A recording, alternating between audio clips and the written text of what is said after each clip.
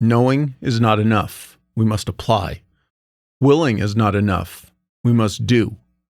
Johann Wolfgang von Goethe. We've all had those moments where we're listening to an interview or sitting in a meeting and someone drops that nugget of truth that just hits. You nod your head, maybe even say yes under your breath because it makes perfect sense. It's a standard you respect. It's an idea that feels right. And in that moment of agreement, you feel like you've actually made progress by recognizing it. It feels responsible to recognize that you get it. But here's where it goes sideways. We know what matters. We know what the standard is. However, the issue isn't a lack of information. It's the translation of that information into a random Tuesday morning when you're tired, stressed, and everything is going wrong. The truth is, agreement is a counterfeit form of growth. You can become fluent in a standard you aren't actually living, and that can create an illusion of alignment. Because at the end of the day, acknowledging a standard is just a preference. Living it is a requirement. If it hasn't taken control of how you operate when it's inconvenient, you don't actually believe it yet. You're just an admirer of the idea. However, we often tell ourselves that if we just had a little more clarity, or that missing piece of information, everything would click. We treat our goals like a research project. We read another book. We listen to another in-depth interview. And we wait for that epiphany that's supposed to magically change our habits. But awareness isn't the bottleneck. You already know what you need to do. The problem isn't a lack of exposure to the right ideas. It's the inability to consistently convert those ideas into behavior. It's actually a translation issue.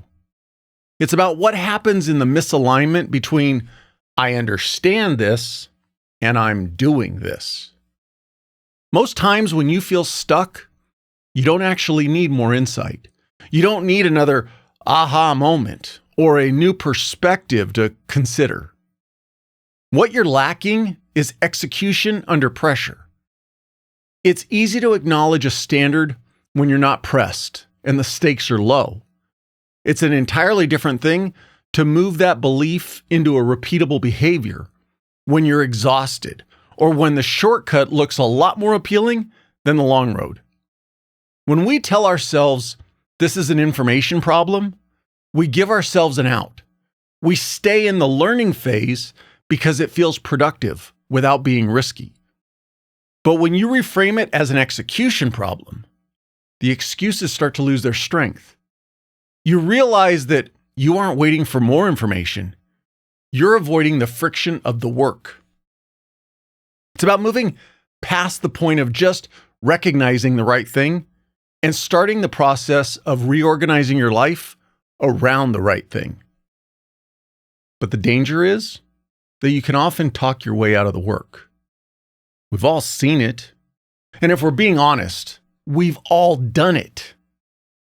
You say the right words, either out loud or to yourself, and you lean into the logic of the standard. In that moment, because you're saying the right things, you feel like that's actually making progress. It creates this sense of alignment that feels like movement, but it doesn't actually require any change. However, this is what we have to watch out for. Agreement becoming a counterfeit form of progress.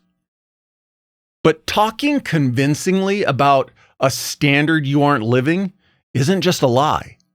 It's a self-sabotaging trap. It's not harmless. But what happens over time is that you can create a false version of yourself that doesn't actually exist.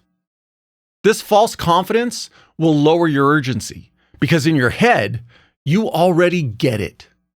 I mean, why would you feel the pressure to change when you already feel like the kind of person who understands the goal? This then creates an internal friction between who you say you are and how you actually perform. You're essentially claiming an identity without ever having to prove it. It feels responsible to agree with the truth. But if there's no evidence of that alignment in your habits, you're just protecting your self-image. You're avoiding the work that real change demands by replacing it with the comfort of an encouraging conversation. We have to stop letting our ability to speak the language of excellence distract us from when we aren't practicing it. But before we go any further, let's take a quick break so I can tell you about the changes that are coming to these episodes. Thank you for tuning into these episodes, and I truly hope that they're beneficial to you. Just as a reminder, these episodes are no longer going to be released under the Transition Drill podcast. Starting in April, in essence next week, they're only going to be released on the Standard Within podcast. Again, nothing's changing, same mindset, same standard. The only difference is where you go to get them. So if you've been listening to these on the Transition Drill podcast, this is the time to make the formal switch. Go subscribe to or follow the Standard Within right now if you can. You can do it on YouTube, Spotify, Apple, wherever you get your podcasts. I put the links in the show notes to take you to the show's pages on those platforms. Because next week, if you're not there, you're going to miss them. Also starting next week, there's going to be something extra. However, as a huge help to me and the reality of it all, getting early followers and subscribers matters. It tells these platforms that this is something worth pushing. So if these episodes have meant something to you, this is a simple way to support it. Make the move now. I appreciate you being here, and I appreciate you listening. All right, let's get back into this episode. We often look at our failures to follow through as simple lapses in discipline, like we just didn't try hard enough or we ran out of willpower. But if we dig deeper, this isn't just a discipline problem, it's an identity problem. You start to develop a stated self, the version of you that talks about the standards, as opposed to an enacted self, which is the person who actually shows up when it's not easy. And it's shaping your internal confidence every day. Think about it. If a friend constantly promised to show up for you and then bailed every time it was inconvenient, you'd stop trusting them.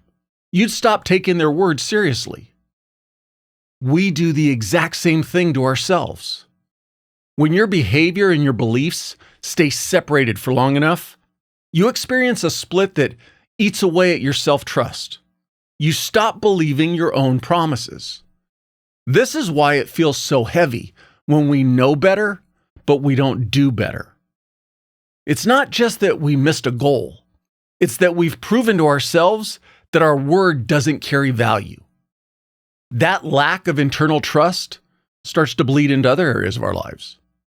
It makes us hesitant to make future commitments because deep down, we don't believe we'll keep them.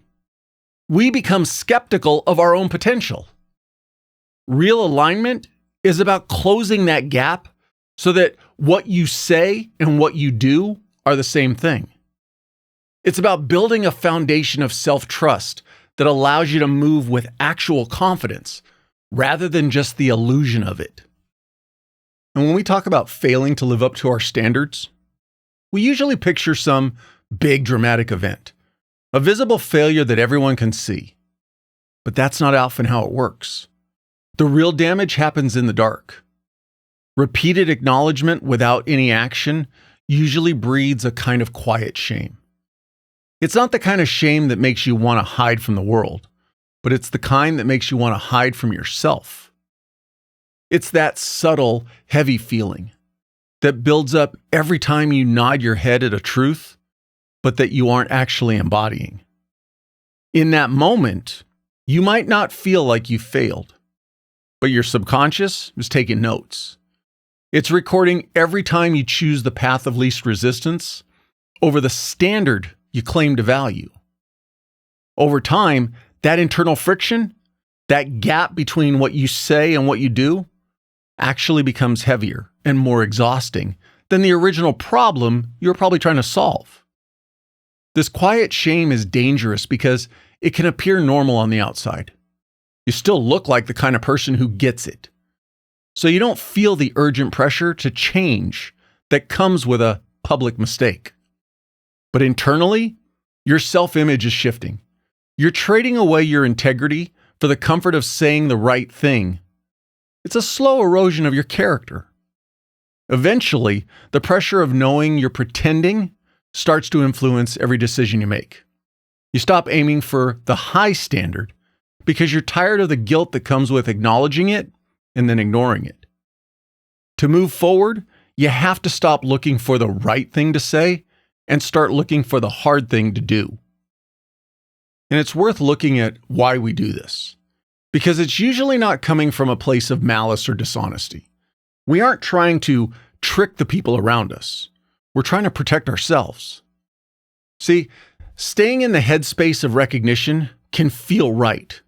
When you acknowledge a high standard, you get to keep your self-image of being the kind of person who gets it. You get that dopamine hit of being aligned with excellence without having to address the difficulty of actually living it. It's a form of emotional self-protection that allows you to feel responsible while avoiding the commitment that real change demands. Think about the overachievers you know, those people who feel the weight of everyone's expectations. For them, acknowledging the right way to lead or the right way to balance life is a shield. If they admit they aren't living the standard, they have to face the discomfort of being wrong or what they perceive as failing. So they stay in the safe zone of acknowledgement. They'll say, I know I need to delegate more, or I know I need to prioritize my health. However, that verbal recognition is simply a placeholder, but their personality likely won't let them do the actual work. They're tricking their brain into thinking the problem is being handled because they're saying what they need to do. But this is where the integrity gap that I mentioned earlier starts to harden. When you use agreement to protect your ego, you're essentially prioritizing how you feel over how you actually operate. You're choosing the comfort of a good reputation in your head over the messy, uncomfortable reality of growth. The truth is, you can't think your way into a new way of living. You have to live your way into a new way of thinking.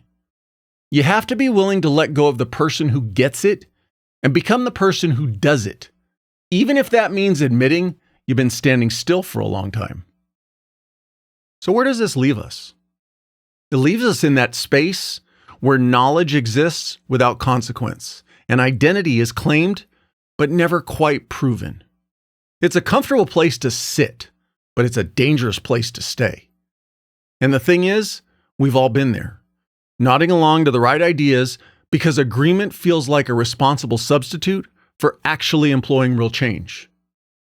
The truth is, realignment isn't about a sudden burst of inspiration or finding more clarity. It's about what you do when the internal excitement of a new idea fades and the inconvenience of the work sets in. It's about deciding that the internal cost of knowing better while continuing to do the same thing has finally become too big of a cost to pay. Take a look at the standards you've been acknowledging lately. Ask yourself if they've actually taken control of how you operate when no one's watching. Because at the end of the day, what you acknowledge might sound right. Hell, it might even be right. But what you live is the only thing that actually defines you. The standard isn't something you recognize. It's something you are. As always, thank you for spending a few minutes with me. Until next time, stay sharp, stay grounded, and keep showing up. Oh, and go follow or subscribe to the podcast, The Standard Within.